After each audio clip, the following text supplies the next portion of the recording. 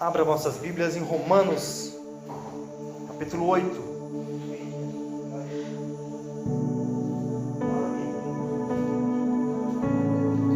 Romanos, capítulo 8.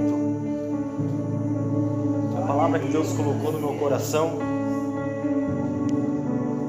no momento que nós passamos por grandes lutas, grandes tribulações, né, irmãos? Nos traz à nossa mente uma passagem bíblica. Então, é aqui mesmo que nós vamos meditar.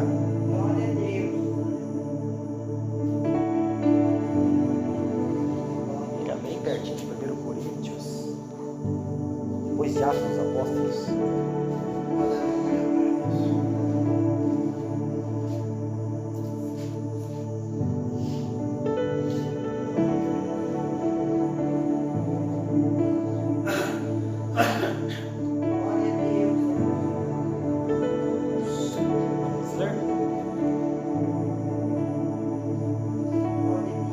Portanto, agora já não há nenhuma condenação para aqueles que estão em Cristo Jesus. Vou ler de novo. Portanto, agora já não há condenação para aqueles que estão em Cristo Jesus. Até aí. Vou pedir para Deus falar conosco. Ó Deus de graça, Deus de poder, a tua palavra foi lida. Vale-nos, ó Pai, com poder e autoridade. Que não seja minha voz ser ouvida aqui essa noite, mas a voz do Espírito Santo. Do seu coração para o meu coração, do seu coração para os nossos corações. Santo Espírito, nos renova pela tua palavra, em nome de Cristo Jesus. Senta e dá aquela linda salva de palmas para Jesus. Igreja, o apóstolo Paulo, ele escrevendo ali a carta aos Romanos, ele estava explicando àquele povo a respeito da lei, a respeito que a lei veio para mostrar o que era pecado, porque sem a lei, o povo de Israel, eles não teriam culpa. Porém, com o conhecimento da lei, quando alguém transgredia a lei do Senhor, então, ele passava a ser culpado não só daquele pecado, mas de todos os pecados que ele tinha cometido antes de ser expiado pelo sangue do bode e do carneiro. Mas também o apóstolo Paulo aqui, ele está mostrando que aquele que está em Cristo Jesus, não há mais nenhuma condenação. A Bíblia revela que Satanás é o nosso acusador. Satanás é aquele que está diante, de Deus na época antes de Cristo ser ressuscitado. Ele ficava acusando. E até hoje, irmãos, o diabo ele tenta trazer a nossa memória, nossos erros do passado, muitas vezes usando pessoas para nos caluniar, muitas vezes usando pessoas para nos atirar pedra, mostrando nossos erros. Mas a Bíblia diz: aquele que está em Cristo Jesus, nenhuma condenação é. Nenhuma condenação. Porque, irmãos, é Cristo que nos justifica, é Cristo que nos ajuda, porque quem pagou o preço por mim e por você foi Cristo. Sabe, uma das coisas que eu sempre ponho na minha mente quando eu passo por grande tribulação, talvez calúnia, perseguição, irmãos, qualquer coisa que vem sobre a minha vida, eu pondero: quem pagou o preço por mim? Quem que me tirou lá das garras do diabo? Quem que mudou a minha vida? Foi Cristo, não foi? Então não me importa nada mais e nem ninguém. Ainda que o mundo esteja desabando na nossa cabeça, irmãos, ainda que se sair na rua te arrebentam na pancada, importa o que Cristo fez por mim e por você.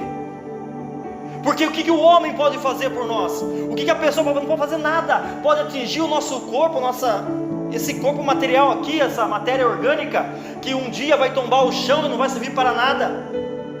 Mas Cristo, sim, Ele pagou o preço por mim e por você. Irmãos, todos nós na nossa caminhada tem vezes que o diabo começa a lembrar do teu passado.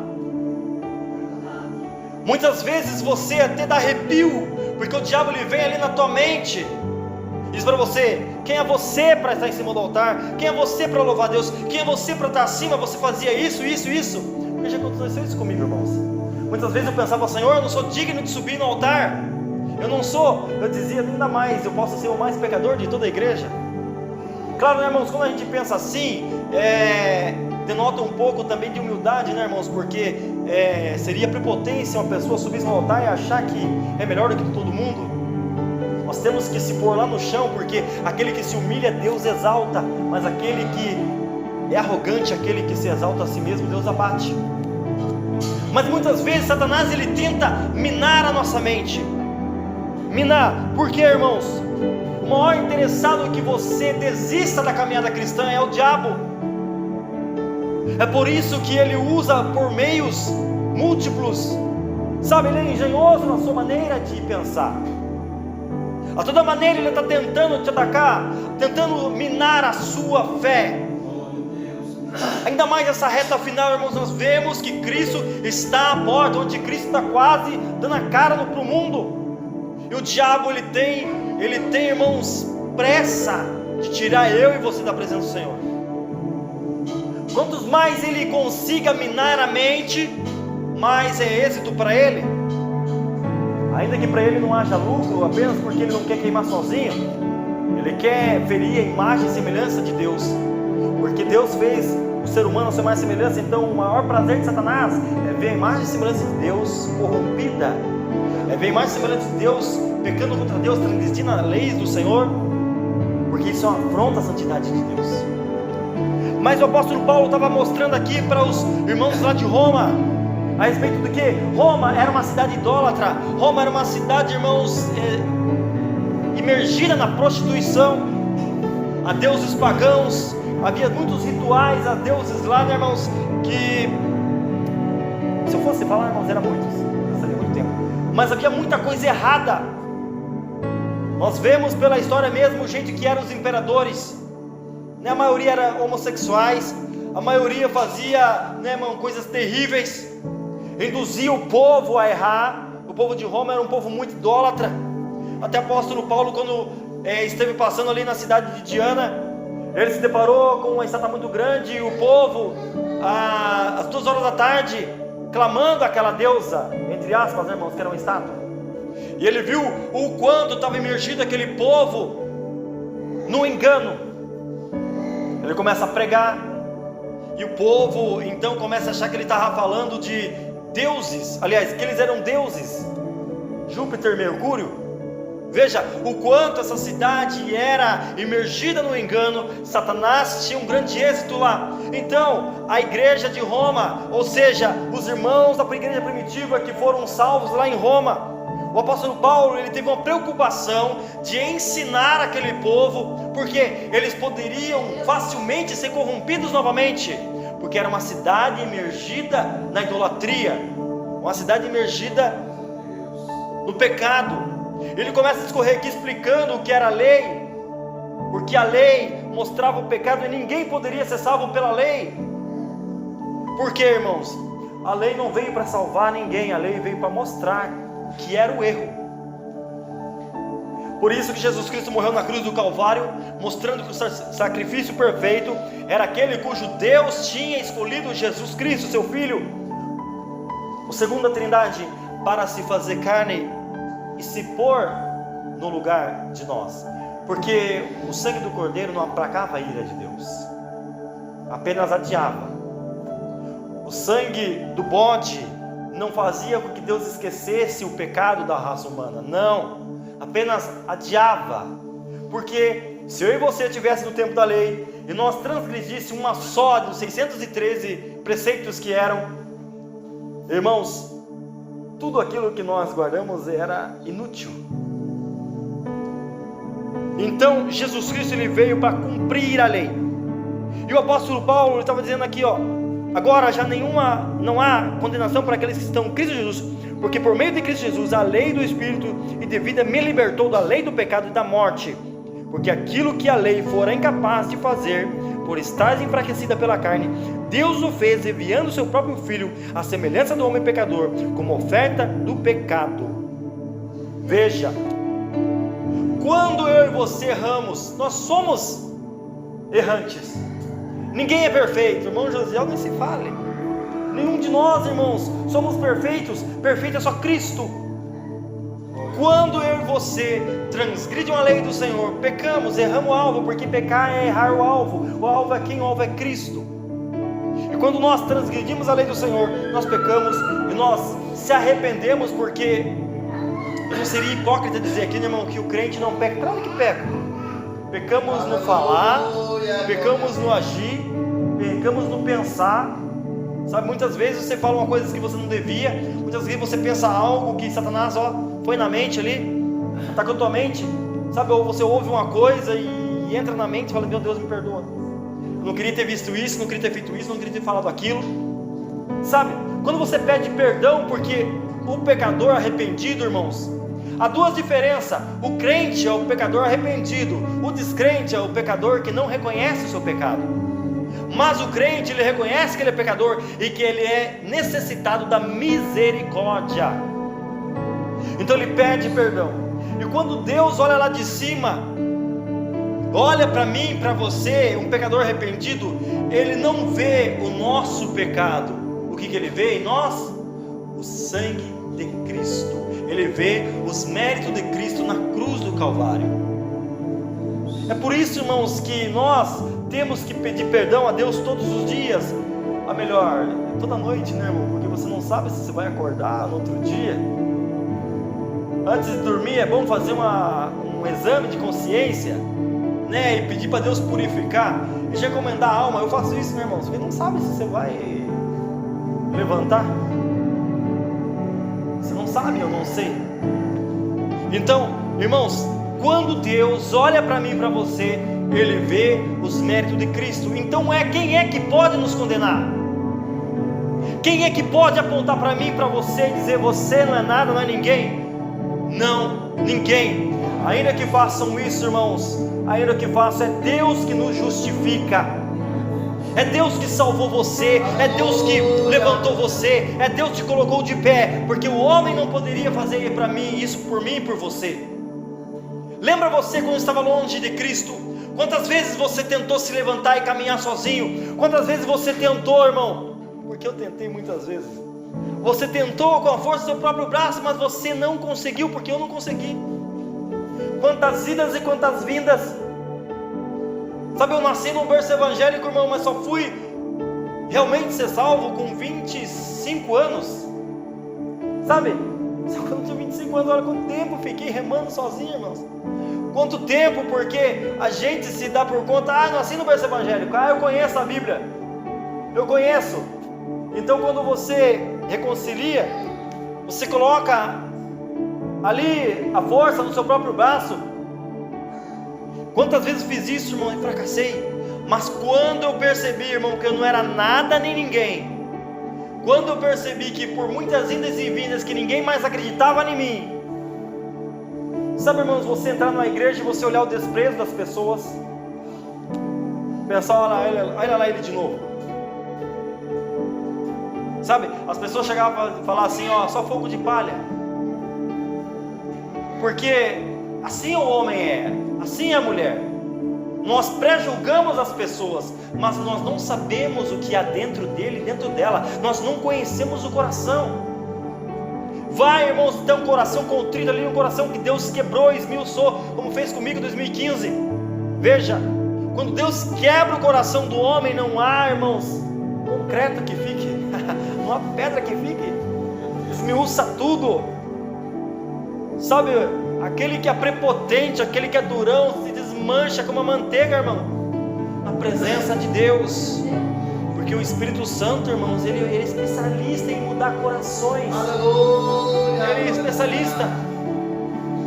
E por muitas vezes eu era julgado, por muitas vezes, mas até um dia que Deus disse, basta, agora eu tenho uma obra contigo, vou te levantar. E Deus me levantou. Você, meu irmão, minha irmã que está aqui, eu sei que foi da mesma maneira. Houve um momento que Deus deu um basta na tua vida de pecado, porque o pecado nos conduz à morte. O pecado, ele nos destrói.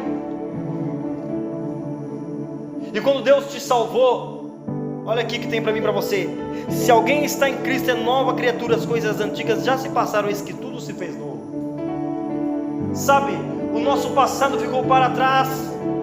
Deus mudou a nossa vida, mudou a nossa história. Ainda que você seja caluniado, ainda que falem para você, mas você não merece. Quem é que merece alguma coisa, irmãos? Sabe? eu não mereço nenhum ar que respiro. Se Deus fosse olhar os méritos meus, irmãos, eu já estava no inferno há muito tempo.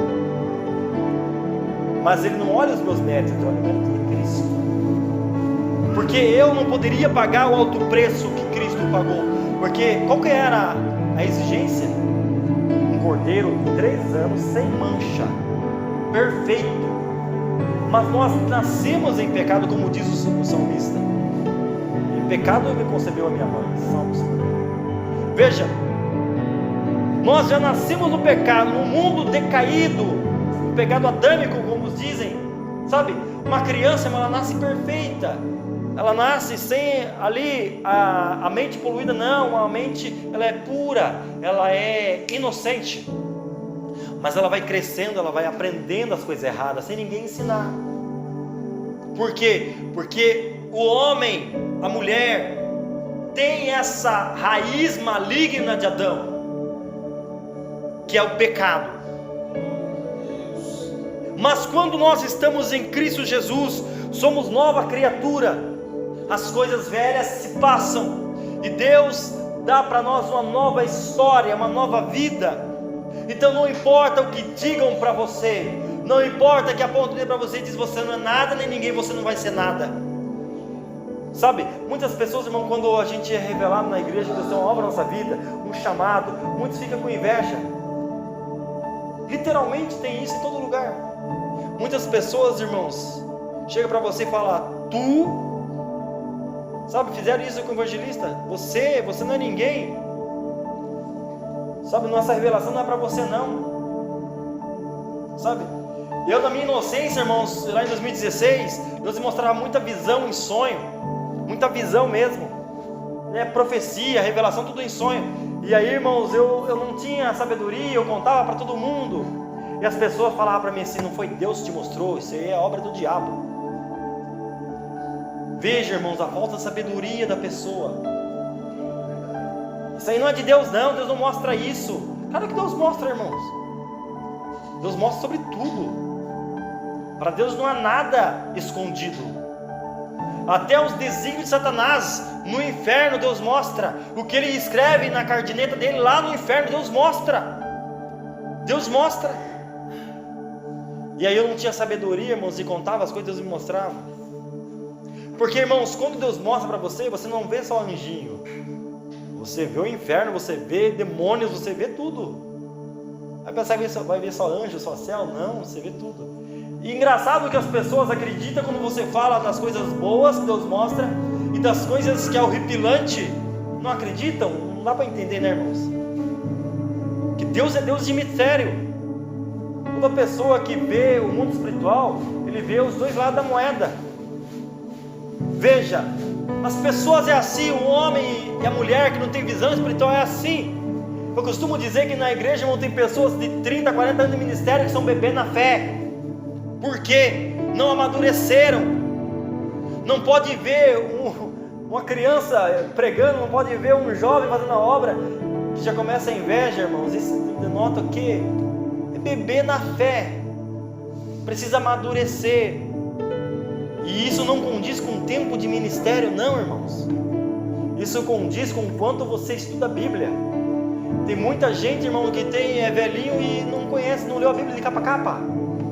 E como você vai conhecer Cristo? Através da Bíblia, Palavra de Deus.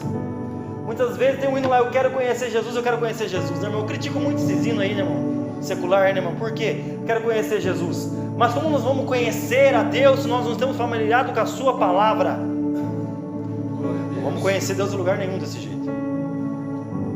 Estar perto de Deus é isso, irmãos, porque aquele que está em Cristo, nova criatura é, as coisas velhas se passaram, se fez nova.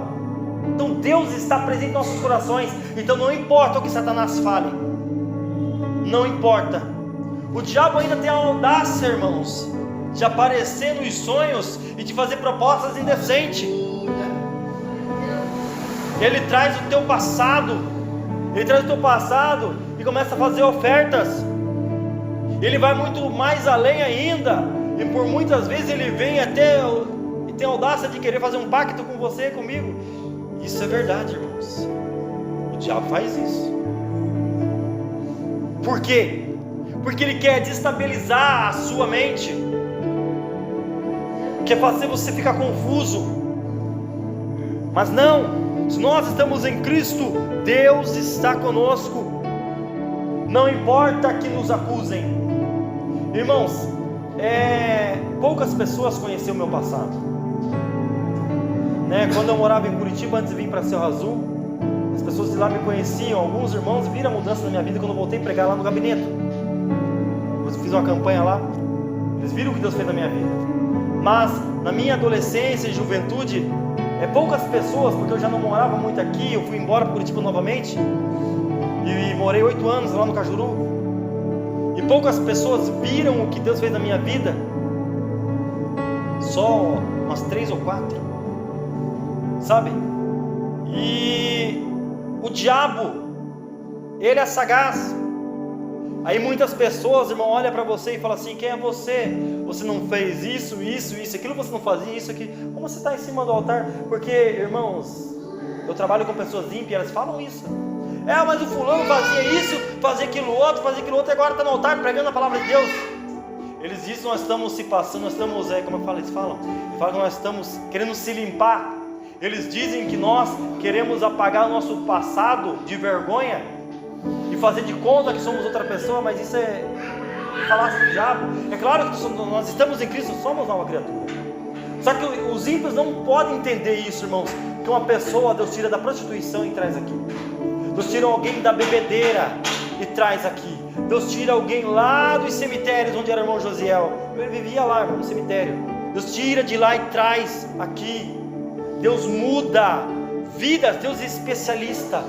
Mas o diabo cega as pessoas e fala: quem te viu, quem te vê. Muitos não acreditam.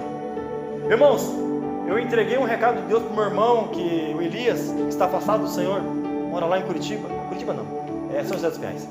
Ele está morando lá. Dois irmãos meus moram lá. E um dia Deus mandou entregar um recado de Deus para ele.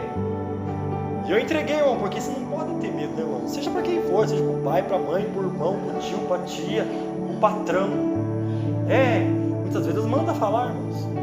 Quantas vezes Deus mandou pregar para os meus colegas de trabalho, irmãos? Quantas vezes perdi a conta. E Deus mandou entregar para ele. E eu entreguei o que Deus mandou, né, irmãos? Com sabedoria, claro, você não vai sair falando qualquer coisa. Tem que ter sabedoria. Aí ele manda uma mensagem para minha mãe e pergunta: ô mãe, como que o José está na igreja? Ele é crente mesmo? Veja, irmãos, como o diabo é. Ele lembrou do meu passado lá, nebuloso. Será que o José é mesmo quem ele diz?